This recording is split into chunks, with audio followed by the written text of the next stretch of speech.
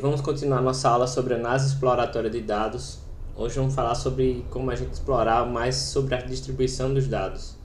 Na aula passada a gente viu sobre estimadores pontuais, como média ou mediana, para representar a sua variável aleatória. A gente viu alguns estimadores de dispersão, como variância, desvio padrão, para ver quantos dados estão espalhados. E agora a gente vai explorar mais alguns pontos sobre como a gente interpretar os dados, incluindo o que? Estimativas, né, que a gente já viu que resume os dados, mas agora vamos ver algumas outras formas de visualização como gráficos, né? Boxplot, tabelas de frequências, histogramas e gráficos de densidade. Vamos mostrar também alguns gráficos como podem ser enganosos e sobre interpretação de gráficos. E a gente vai comentar tudo isso para contribuir em relação ao que tenha na aula passada. Lembrando que esse aqui é o nosso livro, Estatística Prática para Cientistas de Dados, do Peter Bruce e Andrew Bruce. É um livro bem resumido, 50 conceitos essenciais, mas que aborda de uma forma bem didática bastante conceitos do nosso interesse. Bom, aqui começa com algum código em Python, usando a biblioteca Pandas, né? Para mostrar alguns percentis, porque a análise dos percentis pode nos ajudar a entender também como os dados se espalham, como é que eles estão distribuídos. Observe o seguinte aqui, ó. A mediana dos dados é 4, não é isso? E a diferença da mediana para o quinto percentil é 2,4. 2,4. E da mediana para o 95º percentil é 2,5 aproximadamente. Então tá bem parecido. E para cá, pro primeiro quartil, a diferença da mediana para o primeiro e para o terceiro quartil, quanto é que é? Aqui a gente vai ver 1,6 aproximadamente. E da mediana para o terceiro quartil, 1,55. Então, bem parecido, os dados parecem estar bem centralizados em torno da média, olhando aí esses percentis. Então, é uma forma da gente interpretar, a gente pode calcular isso facilmente usando o código Python, é uma forma da gente interpretar que os dados estão bem centralizados em torno da média, utilizando percentis. Boxplot, também chamado gráfico de caixa, na caixa, ele coloca aqui, ó, a mediana, né, o primeiro e o terceiro quartis. Então nessa caixa aqui estão tá aqui o primeiro, do primeiro ao terceiro quartis, certo? Ainda tem os pavis aqui os bigodes que pega a 1,5 da amplitude interquartil. Pode ser qualquer outro valor aqui, na verdade não tem um valor muito definido, mas você pode chegar lá, colocar o 95º e o quinto percentil, ou colocar 1,5 da amplitude interquartil, e aí que seria essa diferença aqui, né, maior puxada para cá e para cá. E além dos bigodes, tem ainda aqui alguns outliers, né? E aqui está mostrando aqui um códigozinho Python para você calcular o boxplot. Então você tem que ter cuidado para saber o que é que significa essa extensão dos bigodes, para você conseguir interpretar os dados. Mas a caixa geralmente mostra o primeiro, segundo e terceiro quartis. E esses pontinhos extras são outliers que estão fora ainda dessa extensão toda. Para tabelas de frequência, que tem o código Python mostrando como calcula, aí aqui a gente tem a população, faixas de quantidade de população de cada estado, a quantidade de estados e quais os estados que estão naquela faixa. Então a gente vê que com a população menor, né, esse primeira caixinha aqui vai de 500 mil a 4 milhões e pouco, tem 24 estados, é a faixa que tem mais estados.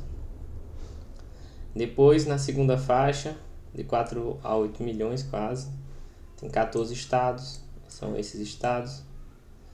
Na faixa de 8 a 11, quase 12 milhões, 6 estados. Na faixa de 12 a 15 milhões, 2 estados. De 15 a 18, um estado. Observe que aqui tem duas faixas que não tem nenhum estado. É isso, de 30 a 33, de 26 a 29, não tem nenhum estado. Então, sob tabelas de frequências, tem o conceito de intervalos iguais de largura, a contagem dentro de cada largura, certo? É importante, como a gente viu aqui, incluir colunas vazias. E aí a gente vai saber que realmente algumas colunas vão estar definidas. Se a coluna for muito grande, ou seja, o intervalo lá for muito largo, pode não significar muita coisa. E se for muito pequeno, pode ficar extremamente ruidoso. Então tem que dar uma olhada para ver se aquilo faz sentido. Obviamente você vai construir o gráfico e vai interpretar, né? Então assim que você interpretar, você vai ver se aquela largura faz sentido ou não. Se é melhor ajustar a largura, deixar mais larga ou mais estreita. Similar à tabela de frequência, nós temos o histograma. A vantagem do histograma é que ele é um gráfico, não é uma tabela. E aí o gráfico é muito mais fácil de você visualizar. Usando o Matplotlib, você pode fazer esse gráfico de histograma em Python. Histograma você pode ter, é interessante no histograma ter larguras iguais das barras, certo? As barras são coladinhas, ou seja, uma adjacente na outra, a gente vai ver mais à frente por quê. As barras podem ser vazias, que é o caso lá, similar ao que aconteceu na tabela de frequência, aqui tem no lugar de duas barras, está vazio. E você tem que ter cuidado com a quantidade de barras de forma similar que tem com a tabela de frequência. Se a barra é muito estreita, se ela é muito larga, se faz sentido. Quantis versus colunas. Os quantis, eles mostram quantidades iguais, os quartis, os décis, etc. Os percentis. Está mostrando que entre o primeiro e o segundo quartil, nós temos a mesma quantidade de elementos do que entre o segundo e o terceiro quartis. O que muda é a distância, não é isso? A distância entre dessas métricas, mas a quantidade de elementos é igual. Quando a gente usa colunas, para representar as colunas tem largura fixa, o que muda é a quantidade de elementos que tem dentro de cada coluna daquelas. Então é importante ressaltar essa diferença. Alguns outros momentos estatísticos ajudam a gente a interpretar a dispersão dos dados. A gente tem, o primeiro momento, a média, que é o estimador pontual. O segundo, a variância. O terceiro momento, a simetria. Então, se os dados estão inclinados ou tendendo para valores maiores ou menores, como a gente viu na população, a população ali tende a valores menores, a população por estado. E kurtose, que analisa se os valores extremos são comuns ou se são raros. A gente não vai se aprofundar nesses momentos no momento. Estimativas de densidade. As estimativas de densidade a gente vai ver um pouco mais quando a gente vê o classificador bayesiano com janela de Parsec ou método de kernel. Ela é uma forma mais suave de histograma. Então aqui nesse gráfico a gente pode ver aqui um histograma e ao mesmo tempo a estimativa de densidade para essas variáveis. Aqui parece que tem uma mistura de 3 distribuições normais juntas, né? Essa e mais uma pequenininha aqui. E aí os dados podem estar distribuídos conforme esses dados. Então ele dilui as barras e quando a gente for construir janela de Parsec mais tarde, a gente vai ver os detalhes sobre a construção, certo? Mas ela dilui ou suaviza as barras entre os vizinhos. E é o que a gente pode ver aqui, né?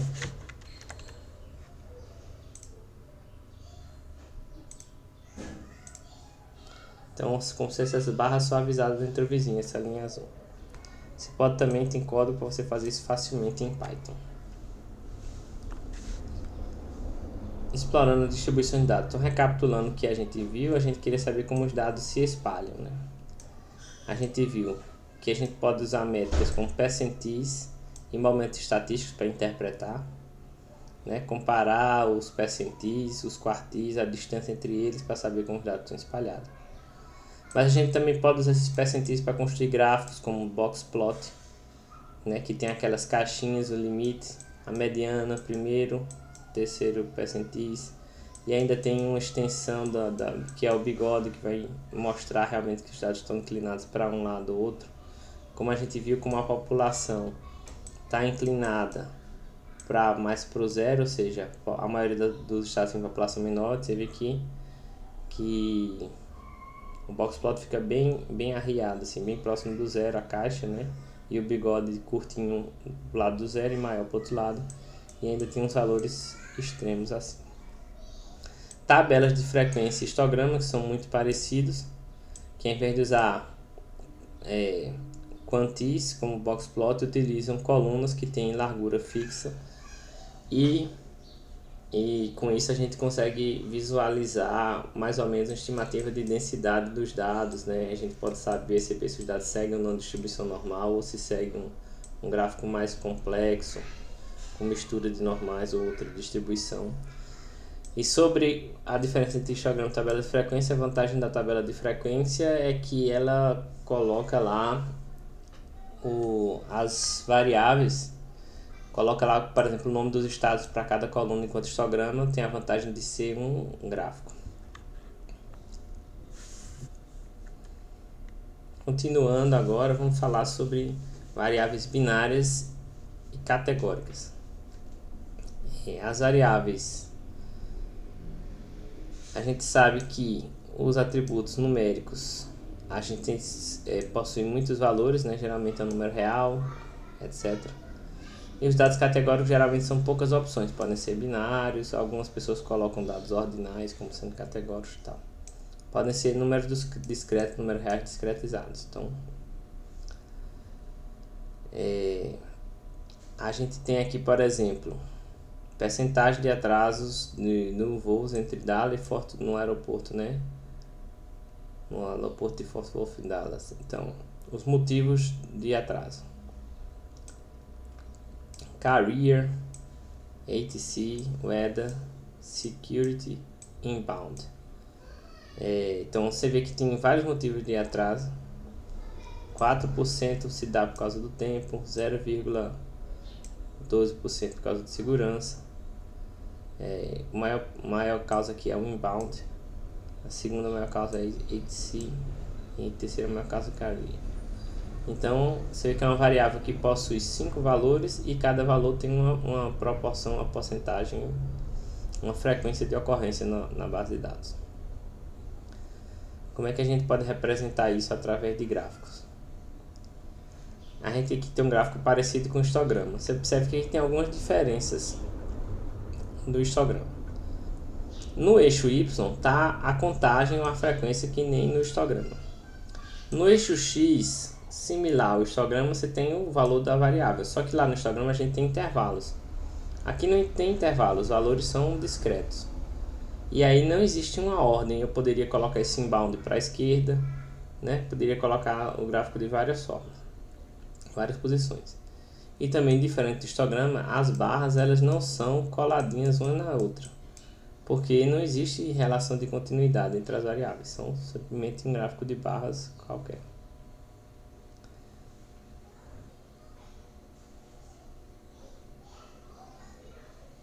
Pode-se mudar a largura da barra, que muda a forma como o gráfico é visualizado.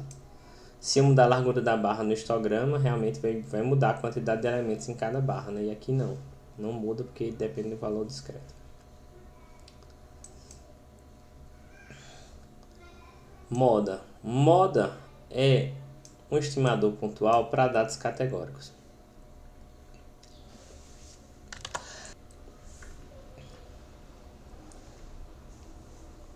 Então, ela significa o quê? O valor mais frequente, aquilo que é mais usado. Então, é um termo que é usado também no mercado de roupas, né?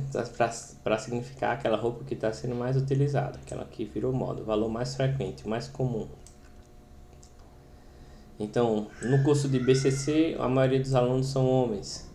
No Ocidente, a maioria dos religiosos são cristãos. O atraso na entrada, conforme a gente deu, a maioria se dá por causa do inbound. Valor esperado é a média de números discretos ponderados pela frequência. Então a gente tem vários números discretos, se a gente calcular a média e o valor esperado vai coincidir. Mas aqui tem esse conceito de valor esperado, tem um exemplo aqui. São oferecidos dois níveis de serviço. Um custa $300 por mês e o outro $50 por mês. O vendedor oferece seminários grátis para gerar alguns negócios iniciais, né? Aí a firma percebe que 5% das pessoas que participam dos seminários assina o serviço que custa $300 e 15% assina o serviço que custa $50. E aí você vê que 80% não assina nada. Então, qual é o valor esperado? 5% vai dar um lucro de $300 por mês. 15% vai dar um lucro de $50 por mês. 80% dá lucro de nada. Então, a média ponderada, a média do lucro ponderada pela frequência da variável dá um lucro de $22,50 por mês. Que ele extraiu desses seminários que ele fez de divulgação. Essa média ponderada também é utilizado em outros casos, né? O valor esperado. Você tem o VOLT, por exemplo, no mercado de aluguéis, né? Aí você tem os imóveis, você tem cada imóvel tem um prazo, um contrato, né, de aluguel com prazo. E aí você multiplica cada aluguel pelo prazo que vai ter e você vai ter a média naquele intervalo. Para gráficos de frequência, que a gente viu o gráfico de barras, uma outra opção é o gráfico de pizza. A ideia no gráfico de pizza é você mostrar quais são as fatias mais relevantes, se você quer analisar aquilo em relação ao todo. Aqui está a venda de câmeras e camcorders, né? 13% de Advanced Digital Camera, 12% de Full Frame Digital Camera, Independent Filmmaker Camcorder, 22%, Slim Digital Camera, 8% e SRL Digital Camera. Então a gente percebe aqui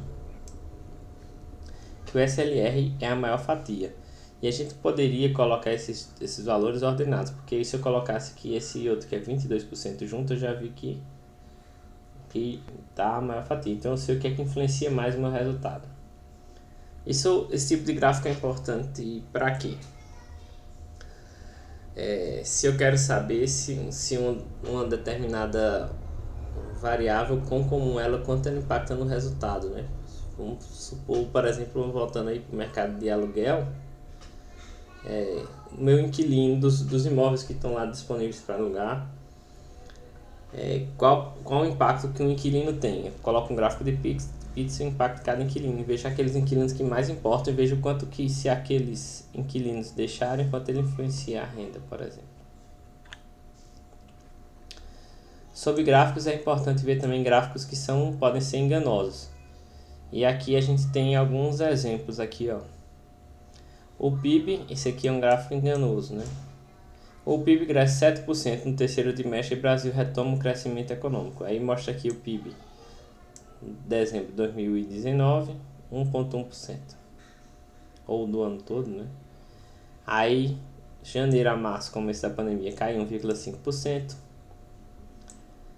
Cai para 9,6% aqui de abril a junho. E depois sobe 7,7%. Observe que esse gráfico aqui ele foi feito de uma forma equivocada. Ele colocou o crescimento como um ponto absoluto. E na verdade esse crescimento é em relação ao estado anterior. Então, uma corrigida desse gráfico aqui está da seguinte maneira. Suponha uma base inicial de 100, que o PIB fosse 100 reais, que não é, um valor qualquer aí fixo, inicial. Se ele sobe 1,1% em 2019, ele vai para 101,1. Se ele cai 1,5% de janeiro a março, ele cai 1,5% em relação a 1,1%. Não cai em relação a 100, ele cai em relação a 1,1%, que é o último valor de PIB que eu tinha lá. Cai em relação a 101,1%, foi para 99,58%. De abril a junho caiu 9,6%, foi para 90,02%. Quando vai de julho a setembro, vai para 96,96%, se subiu 7,7%. Então o PIB aqui era 100, subiu, caiu mais. E quando subiu, ainda não recuperou a queda, ainda está negativo. Então você vê que o gráfico aqui é enganoso, ele devia parar aqui embaixo, né? Você vê que o gráfico pode enganar a pessoa que não percebe o que está acontecendo, né? E não é só no Brasil que existem gráficos enganosos.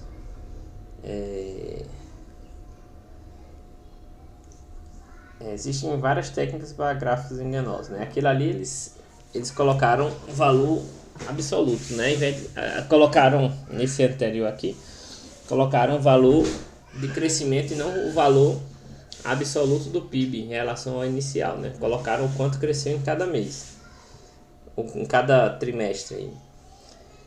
Então colocaram o quanto cresceu em cada trimestre, mas não colocaram o valor que ficou após o crescimento ou após a queda, né? Esse outra técnica de gráficos enganosos seria a técnica de barras truncadas. Veja. Aqui embaixo está o gráfico correto. A Grã-Bretanha deve deixar a União Europeia. Aí aqui você tem dois gráficos de barra, que nem a gente viu, duas variáveis categóricas. 43% sugerindo que deixe, 39% sugerindo que permaneça. Então essa diferença não é muito grande, né? A diferença de 10% em relação ao... Observe que aqui o piso nesse eixo Y é 0. E aqui vai de 0 a 43, 0 a 39. E os gráficos eles são muito parecidos, a diferença é bem pequena. Sendo que aqui o eixo foi cortado em 37, como se fosse cortado aqui. Quando foi cortado em 37, de 37 para 39, a diferença da largura foi 2 aqui. E de 37 para 43, a largura é 6. Então, nesse gráfico, ele mostra que a diferença entre dois resultados, que é em torno de 10%, passa a ser 3 vezes, né? De 2 para 6. Então ele está mostrando uma diferença que é de 10% com uma diferença de 300%. Então esse gráfico acaba enganando a pessoa que olha só para as barras, mas os números estão aqui. E se você souber interpretar, você não é enganado. Aqui os números também estão aqui. Se você entender o que está acontecendo, você não é enganado. Mas a maioria das pessoas não pensa nisso. Eles só olham para as imagens, seja por falta de conhecimento, seja por pressa, né? Tem outras técnicas de gráficos enganosos. Você vê aqui também mostrando quantidades. Esse gráfico bem bonitinho, mostrando a quantidade de maçãs, bananas e cerejas. Observe que são 4 bananas, 4 maçãs, 4 cerejas.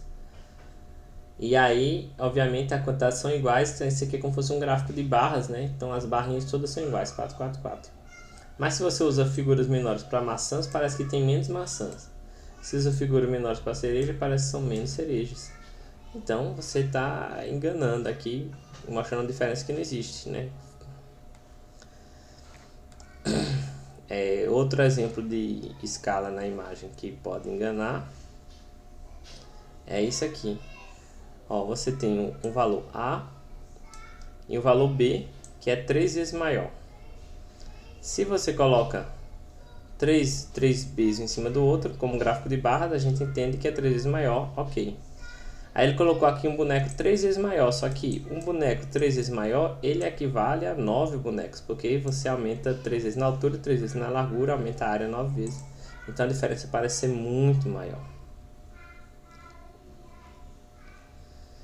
O gráfico de pizza também pode ser enganoso, porque observe aqui, ó, se eu tenho esse gráfico aqui, as fatias D e B tem 42%, são iguais. Só que aqui a D parece, nesse gráfico da esquerda, parece ser muito maior, porque foi usado uma visualização 3D que está aqui que acaba enganando a pessoa que percebe isso. Então, sobre a exibição de dados categóricos são aqueles que têm poucos valores. Um estimador que você pode utilizar é a moda, para você saber qual é o valor mais comum. Ou usar o valor esperado, média ponderada, para números discretos, né? Você pode usar também frequências, tabelas de frequências, gráfico de pizzas. Agora, muita atenção com gráficos que são enganosos.